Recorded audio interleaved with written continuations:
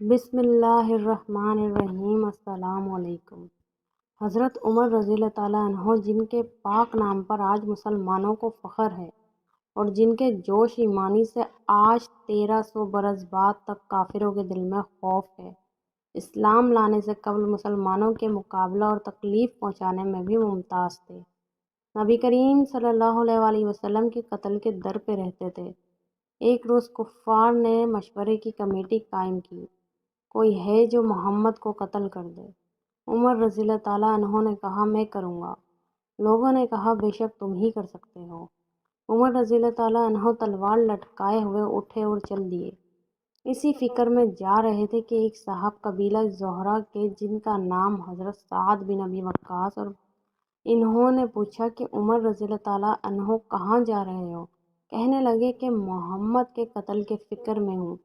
سعد نے کہا کہ بنو ہاشم اور بنو زہرہ اور بنو عبد مناف سے کیسے مطمئن ہو گئے؟ وہ تم کو بدلے میں قتل کر دیں گے۔ اس جواب پر بگڑ گئے اور کہنے لگے کہ معلوم ہوتا ہے تو بھی بے دین یعنی مسلمان ہو گیا، لا پہلے تجھی کو نپٹا دوں۔ یہ کہہ کر تلوار سونپ لی، اور حضرت سعد نے بھی یہ کہہ کر، ہاں میں مسلمان ہو گیا ہوں، تلوار سنبھالی۔ دونوں طرف سے تلوار چلنے کو تھی کہ حضرت سعد نے کہا کہ پہلے اپنے گھر کی تو خبر لے، تیری بہن اور بہنوئی دونوں مسلمان ہو چکے ہیں۔ یہ سننا تھا کہ غصے سے بھر گئے اور سیدھے بہن کے گھر گئے۔ وہاں حضرت خباب رضی اللہ تعالیٰ عنہ ان دونوں میاں بیوی کو قرآن شریف پڑھا رہے تھے۔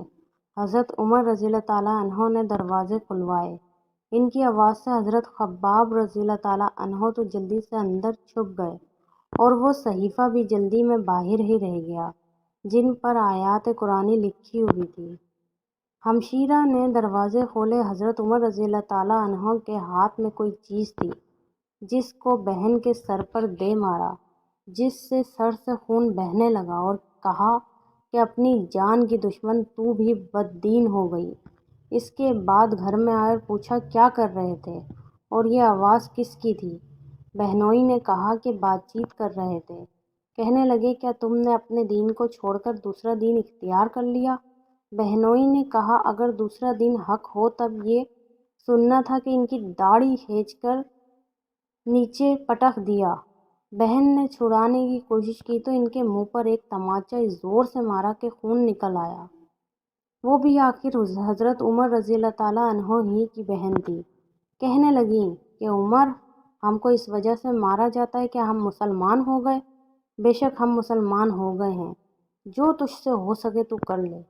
اس کے بعد حضرت عمر کی نگاہ اس صحیفے پر پڑی جو جلدی میں باہر رہ گیا تھا، اور غصے کا جوش بھی اس مار پیٹ سے کم ہو گیا تھا، اور بہن کے اس طرح خون میں بھر جانے سے شرم بھی آ رہی تھی۔ کہنے لگے کہ اچھا مجھے دکھلاؤ، یہ کیا ہے؟ بہن نے کہا، تو ناپاک ہے اور اس کو ناپاک ہاتھ نہیں لگا سکتے۔ انہوں نے ہر چند اصرار کیا، مگر وہ بے وضو غسل کے دینے کو تیار نہ ہوئی۔ حضرت عمر نے غسل کیا اور اس کو لے کر پڑھا۔ اس میں سورہ طٰہٰ لکھی ہوئی تھی۔ ان کا اس کو پڑھنا ہی تھا کہ ان کی حالت ہی بدل گئی۔ کہنے لگے، اچھا مجھے محمد صلی اللہ علیہ وآلہ وسلم کی خدمت میں لے چلو۔ یہ الفاظ سن کر حضرت خباب اندر سے نکلے اور کہا، اے عمر، تمہیں خوشخبری دیتا ہوں کہ کل شب حضور صلی اللہ علیہ وآلہ وسلم نے دعا مانگی تھی، یا اللہ، عمر اور ابو جہل میں جو تجھے زیادہ پسند ہو اس سے اسلام کو قوت عطا فرما۔ یہ دونوں قوت میں مشہور تھے۔ معلوم ہوتا ہے کہ حضور کی دعا تمہارے حق میں قبول ہو گئی۔ اس کے بعد حضور صلی اللہ علیہ وآلہ وسلم کی خدمت میں حاضر ہوئے اور جمعے کی صبح کو مسلمان ہوئے۔ ان کا مسلمان ہونا تھا کہ کفار کے حوصلے پست ہونا شروع ہو گئے، مگر پھر بھی یہ نہایت مختصر جماعت تھی، اور وہ سارا مکہ بلکہ سارا عرب، اس لیے اور بھی جوش پیدا ہوا اور جلسے کر کے مشورہ کر کے ان حضرات کو ناپید کرنے کی کوشش ہوتی تھی اور طرح طرح کی تدبیریں کی جاتی تھی۔ تاہم اتنا ضرور ہوا کہ مسلمان مکے کی مسجد میں نماز پڑھنے لگے۔ حضرت عبداللہ بن مسعود فرماتے ہیں کہ عمر رضی اللہ تعالیٰ عنہ کا اسلام لانا مسلمانوں کی فتح تھی، اور ان کی ہجرت مسلمانوں کی مدد تھی، اور ان کی خلافت رحمت تھی۔